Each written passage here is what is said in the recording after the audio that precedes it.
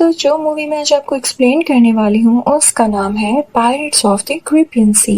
तो मूवी के स्टार्टिंग में हम एक शिप में एक बच्ची को देखते हैं जो कि पायरेट्स का गाना गा रही होती है, लेकिन एक आदमी वहाँ पर आता है और उसे मना करता है कि तुम्हारे इस गाने से पायरेट्स अट्रैक्ट होंगे। तभी वहाँ पर गवर्नर और लेफ्टिनेंट भी आते हैं। गवर्नर जो कि इस छोटी बच्ची के फादर होते हैं। इस छोटी बच्ची का नाम एलिजाबेथ होता है। लेफ्टिनेंट एलिजाबेथ को बताता है कि अगर यहाँ पर कोई पायरेट आ जाए और हम उसे पकड़ लें तो उसे बहुत बुरी सजा देते हैं, हम उसे डेथ सेंटेंस सुनाते हैं। तो बेहतर होगा कि आपकी इस गाने की वजह से कोई पायरेट न यहाँ पर आए, क्योंकि अगर वो आ गया तो मैं नहीं उसे छोड़ूंगा। तो गवर्नर लेफ्टिनेंट से कहते हैं कि मेरी बेटी अभी बहुत छोटी है, उसके सामने ऐसी बातें नहीं करो, और फिर वो दोनों वहाँ से चले जाते हैं। अब उनके जाने के बाद एलिजाबेथ जब सी में देख रही होती है तो उसे सामने एक वुडन प्लैंक पर कोई लड़का आता हुआ दिखाई देता है जो कि उसी पर लेटा हुआ था। एलिजाबेथ ये बात अपने शिप वालों को बताती है। वो सब उस लड़के को शिप पर लेकर आते हैं जो कि ऑलमोस्ट एलिजाबेथ की ही एज का था। और जब इन सब की नजर दूसरी तरफ पड़ती है तो वहाँ पर एक बहुत बड़ी शिप चल रही होती है। इतनी देर में एलिजाबेथ उस लड़के के पास जाती है जिसकी हालत कुछ ज्यादा ठीक नहीं थी। वो एलिजाबेथ को अपना नाम बताता है और बेहोश हो जाता है। उस बच्चे के गले में एक गोल्डन लॉकेट था जो कि गोल्डन कॉइन की तरह लग रहा था और उस पर पायरेट्स का साइन भी बना हुआ था। एलिजाबेथ उस लॉकेट को उतार कर अपने पास रख लेती है ताकि उसके फादर या लेफ्टिनेंट को ये पता न चल जाए कि ये पायरेट है या उनसे बिलोंग करता है, वरना वो उसे मार डालेंगे। अब कई साल बीत जाते हैं। एलिजाबेथ अब बड़ी हो चुकी होती है और अब वो उस लॉकेट को देख रही होती है जो कि उसने उस बच्चे के गले से उतारा था। तभी एलिजाबेथ के पास उसके फादर आते हैं और उसे ड्रेस देते हैं कि इसे पहन लो। इनफैक्ट आज लेफ्टिनेंट की तरक्की यानी प्रोग्रेस का दिन था। गवर्नर ने उनका रैंक हाई कर दिया था। तो एलिजाबेथ से कहते हैं कि तैयार होकर वहाँ पर आ जाना। उसकी खुशी में हम एक इवेंट करेंगे, क्योंकि गवर्नर कहीं न कहीं चाहते थे कि उनकी बेटी एलिजाबेथ की शादी लेफ्टिनेंट से हो जाए। हालांकि इनमें बहुत ज्यादा एज डिफरेंस था। अब हम उस लड़के विल को देखते हैं जो कि अब ब्लैक स्मिथ बन चुका था। वो आज भी गवर्नर के लिए कुछ वेपन्स बना कर लाया था।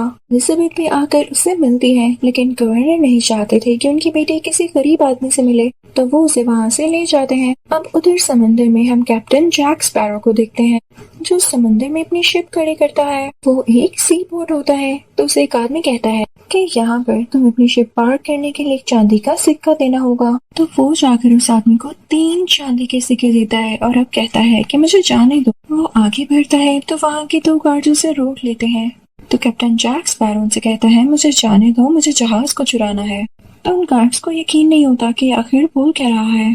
अब दूसरी तरफ समंदर के किनारे पर हम लेफ्टिनेंट और एलिजाबेथ को देखते हैं जो कि आपस में कुछ बात कर रहे होते हैं। और जब लेफ्टिनेंट दूसरी तरफ मुंह करके अपनी कन्फेशन करता है कि वो एलिजाबेथ से शादी करना चाहता है, तो पीछे से एलिजाबेथ का ड्रेस टाइट होने की वजह से उसे ठीक से सांस भी नहीं आ रहा होता। उसे काफी सफोकेशन होने लगती है, तो वो बेहोश हो जाती है और समंदर में ही गिर जाती है। उसके गले में वो लॉकेट भी होता है जिससे सडनली कुछ वेव्स निकलती है और समंदर में चारों तरफ फैल जाती हैं। अब एलिजाबेथ को पानी में गिरते हुए जैक ने देख लिया था, तो वो फौरन से पानी में जाता है और एलिजाबेथ को ऊपर लाता है।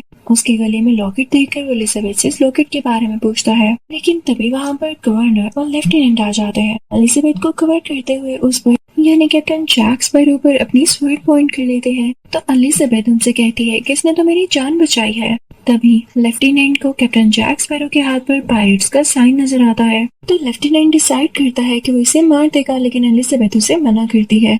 तो लीस्ट पनिशमेंट जो वो डिसाइड करते हैं यानी जो सबसे कम पनिशमेंट उसको देना चाहते थे वो उसको कैद करना थी, तो वो उसको अपना कैदी बना लेते हैं। लेकिन तभी फौरन से जैक खुद को छुड़ाते हुए एलिजाबेथ को भी पकड़ लेता है और उस पर अपनी स्वर्ड पॉइंट करता है और अब आहिस्ता आहिस्ता पीछे होने लगता है और साथ ही फौरन खुद भाग जाता है। जैक एक ऐसी जगह पर जाता है जहाँ पर अपनी हैंडकफ यानी हथकड़ी काट सके, और वो जगह विल की होती है क्योंकि वो ब्लैक स्मिथ जो था। जैसे ही विल वहाँ पर आता है तो वो जैक को देखता है तो उसे बहुत गुस्सा आता है और वो अपनी तलवार निकाल लेता है। अब इन दोनों में तलवारबाजी शुरू हो जाती है और दोनों ही तलवारों का यूज करते हुए एक दूसरे को मारने की पूरी कोशिश कर रहे होते हैं। अब जैक विल को तलवार से मारने ही वाला होता है कि तभी जैक अपनी तलवार से रेजिस्ट करते हुए खुद को बच जाता है। जल्दी वहाँ पर कुछ सोल्जर्स आ जाते हैं जो कि जैक को पकड़ लेते हैं और उसे जेल में बंद कर देते हैं। दूसरी तरफ हम देखते हैं कि एलिजाबेथ जब समंदर में गई थी और उसके लॉकेट से बहुत सारी वेव्स निकली थी तो वो दूर दूर तक कई जहाजों के पास भी गई। और अब उनकी तरफ एक बहुत बड़ा पायरेट शिप आ रहा होता है। वो इनफैक्ट उसी तरफ आ रहे थे जहाँ पर एलिजाबेथ थी, और वो खतरनाक पायरेट्स देखते ही देखते एलिजाबेथ के रूम के बाहर आ जाते हैं और उससे कहते हैं कि बस बहुत हो गया, हमें हमारी अमानत वापस कर दो, यानी वही लॉकेट, क्योंकि लॉकेट पायरेट्स का है और तुम इसे नहीं रख सकती हो। तो एलिजाबेथ कहती है कि रुको, मुझे तुम्हारे सरदार से बात करनी है, यानी तुम्हारे लीडर से। तो वो सब उसकी बात सुन लेते हैं और उसे कैदी बनाकर अपने साथ ले जाते हैं। उधर जब ये विल को पता चलता है तो वो फौरन से गवर्नर और लेफ्टिनेंट के पास जाता है, लेकिन वो लोग उसकी बात पर यकीन ही नहीं करते। तो अब विल जाता है जैक के पास। जैक उससे उसका पूरा नाम पूछता है तो विल उसे बता देता है। वही जैक जो पहले उसकी बात नहीं सुन रहा होता, उसकी मदद के लिए तैयार हो जाता है, क्योंकि वो जान चुका होता है कि बहुत बड़े पायलट का बेटा है। विल उसे कहता है कि मैं तुम्हें यहाँ से फ्री करवाने में तुम्हारी हेल्प करूंगा, और इसके बाद ये दोनों यहाँ से निकल जाते हैं। ये कश्ती में छुपते हुए बहुत बड़े जहाज में एंटर होते हैं। वो इस जहाज को चुराने वाले थे और तभी लेफ्टिनेंट अपनी दूरबीन से ये सब कुछ देख लेता है। तो वो अपने सोल्जर्स को इस तरफ भेजता है, और जैसे ही सोल्जर्स इस तरफ आते हैं तो वो दोनों परेशान नहीं होते, क्योंकि उन दोनों ने पहले से ही कोई प्लानिंग कर रखी होती है। उनके इस समुद्री जहाज के साथ एक और जहाज था जिसके बीच में रस्सी बंधी हुई थी। रस्सी की मदद से दोनों पहले जहाज में से दूसरे जहाज की तरफ जाते हैं और उसको वहां से लेकर फौरन से भाग जाते हैं। तो वहां पर खड़े हुए लोग कुछ भी नहीं कर पाते। ये लोग उसी जहाज में होते हुए एक बहुत बड़े आइलैंड पर जाते हैं, जहां पर जैक एक आदमी यानी अपने साथी से मिलता है और उसे बताता है कि हम एक बहुत बड़े जहाज पर कब्जा करने वाले हैं, लेकिन इससे पहले हम उसके ऑनर से मिलेंगे और उसके बाद उस जहाज को चुरा लेंगे। जैक उसी जहाज के बारे में बात कर रहा होता है जिसमें एलिजाबेथ होती है, और वही बड़े बड़े पायरेट्स भी। वो ये भी कहता है कि हम इस जहाज के बदले उन लोगों को वो ब्लैकस्मिथ यानी विल भी दे सकते हैं, यानी वो विल का गलत यूज करना चाहता था। अब उस जहाज में हम एलिजाबेथ को देखते हैं जो कि उन्हीं पायरेट्स के साथ होती है। अब उन पायरेट्स का लीडर एलिजाबेथ से कहता है कि ये गोल्डन कॉइन जो मुझे तुमसे मिला है, ऐसे कॉइन्स 881 और भी थे, और ये आखिरी कॉइन था जो कि मैं हासिल करना चाहता था। ये कॉइन्स बड़े बड़े पायरेट्स के पास होते थे, लेकिन जब ये पायरेट्स के पास नहीं रहे तो ये कर्स्ड हो गई, क्योंकि पायरेट्स ये गलत कामों से हासिल करते थे। और इन कॉइन्स के बारे में भी यही कहा जाता था कि जो इन्हें यूज करेगा या अपने पास रखेगा या चुराएगा वो भी कर्ज में आ जाएगा, यानी कर्स्ड हो जाएगा। अब हमें ये सीक्रेट पता चला कि हम चाहें तो इन सब सिक्कों को यूज कर सकते हैं, हम भी कर्स्ड तो हो जाएंगे, इमोर्टल हो जाएंगे। लेकिन इसका भी हल है कि अगर हमें आखिरी सिक्का मिल जाता है तो उससे हम अपने कर्ज को खत्म कर सकेंगे। तो एलिजाबेथ से कहती है, मैंने तुम्हें आखिरी सिक्का दे तो दिया है, तो मुझे जाने क्यों नहीं देते हो? तो लीडर कहता है, ऐसे कैसे, ये सिक्का हमें तुमसे मिला है तो इस पर हम तुम्हारा खून गिराएंगे, तुम्हारे प्योर खून का सेक्रीफाइस देंगे ताकि हम सब इस घर से आजाद हो जाएं, फ्री हो जाएं। एलिजाबेथ काफी डर जाती है तो वो चाकू उठाती है, उस लीडर की चेस्ट पर मारते हुए वहाँ से भाग जाती है। लेकिन जैसे एलिजाबेथ बाहर जाती है वो शिप में देखती है कि बहुत सारे स्केलेटन्स हैं जो कि वहाँ पर काम कर रहे हैं, और ये सब पायरेट्स ही थे जो कि कर्ज की वजह से ऐसे हो चुके थे। तभी पायरेट्स का लीडर बाहर एलिजाबेथ के पास आता है और उससे कहता है कि तुमने देख लिया, यही हमारा कर्ज है, हम जितना भी खा लें हमें लगता नहीं है और हमारी भूख भी नहीं मिटती। इवन अगर हम मरना भी चाहें तो खुद से भी मर नहीं सकते हैं, हम इमोर्टल हो चुके हैं। इसके साथ लीडर खुद भी यही खौफनाक स्केलेटन बन जाता है। अब उधर दूसरी शिप में हम जैक, विल और जैक के साथी को देखते हैं जो कि विल को बता रहा होता है कि जैक पता है क्यों इतनी बड़ी शिप हासिल करना चाहता है, क्योंकि वो भी कभी उसका हिस्सा हुआ करता था, उन पायरेट्स के साथ हुआ करता था। लेकिन उन लोगों ने जैक को एक दिन एक आइलैंड पर अकेला छोड़ दिया और इसी चीज का बदला जैक उनसे लेना चाहता है। अब हम उन पायरेट्स के लीडर को देखते हैं जो कि एलिजाबेथ को अपने साथ उसे केव में लाता है जहाँ पर और भी गोल्डन सिक्के होते हैं, लेकिन वहाँ पर आखिरी सिक्का रखने के लिए उसने उस पर एलिजाबेथ का खून भी लगाना था। तो वो एलिजाबेथ के हाथ पर कट लगाता है और उसका खून उस पर लगाकर वो सिक्का भी उस ट्रेजर में फेंक देता है। लेकिन नोट करता है कि इसके बाद भी वो और उसके साथी कर से आजाद नहीं हुए, तो वो एलिजाबेथ को थप्पड़ मारता है जिससे वो नीचे गिर जाती है और बेहोश हो जाती है। वहाँ पर विल को देखते हैं जो कि चुपके से आया होता है, वो एलिजाबेथ को होश दिलाता है, गोल्डन कॉइन को भी उठाता है और अब एलिजाबेथ को अपने साथ बाहर ले आता है, क्योंकि सब पायरेट्स आपस में बिजी थे कि खुद को घर से आजाद किस तरह करवाया जाए, इसलिए वो उन्हें नोटिस ही नहीं करते। लेकिन जब जैक वहाँ से निकलने वाला होता है तो उसे पकड़ लिया जाता है। जैक उनसे कहता है, मुझे छोड़ दो, अगर तुम मुझे छोड़ दोगे तो मैं तुम्हें उस आदमी का पता बता दूंगा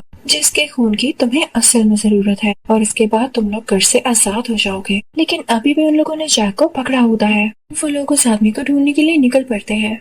अब दूसरी तरफ हम शिप में एलिजाबेथ और विल को देखते हैं। वो काफी डरे हुए होते हैं कि पायरेट्स उनकी बोट पर अटैक न कर दें, और जिस बात का डर था वही होता है। वो पायरेट्स इनकी बोट पर अटैक कर देते हैं और काफी तीर चलाते हैं, बुलेट्स चलाते हैं, और फाइनली इनकी बोट में आकर एलिजाबेथ और विल को भी अपना कैदी बना लिया जाता है। अब यहाँ पर पायरेट्स का लीडर जानता था कि विल ही वही लड़का है जिसके खून की हमें जरूरत है, क्योंकि एक बहुत बड़े पायरेट का बेटा है, और तो ये कर्स भी नहीं है और हमें कर्स से आजाद करवा सकता है। अब इसके बाद पायरेट्स का लीडर शिप में एक बहुत बड़ी लकड़ी का पीस रखता है और उस पर से एलिजाबेथ को गुजरवा कर उसे पानी में जाने का कहता है, और उस वुडन प्लैंक को हिलाता है ताकि एलिजाबेथ पानी में गिर जाए। एलिजाबेथ पानी में गिर जाती है और इसके फौरन बाद वो जैक से कहते हैं, प्यारे जैक, तुम्हें याद तो होगा कि कई साल पहले हमने तुम्हें इसी आइलैंड पर छोड़ा था और अब फिर से छोड़ रहे हैं। इसके साथ वो जैक को भी पानी में गिरा देते हैं। अब एलिजाबेथ और कैप्टन जैक स्पैरो पानी में से होते हुए एक आइलैंड तक पहुंच जाते हैं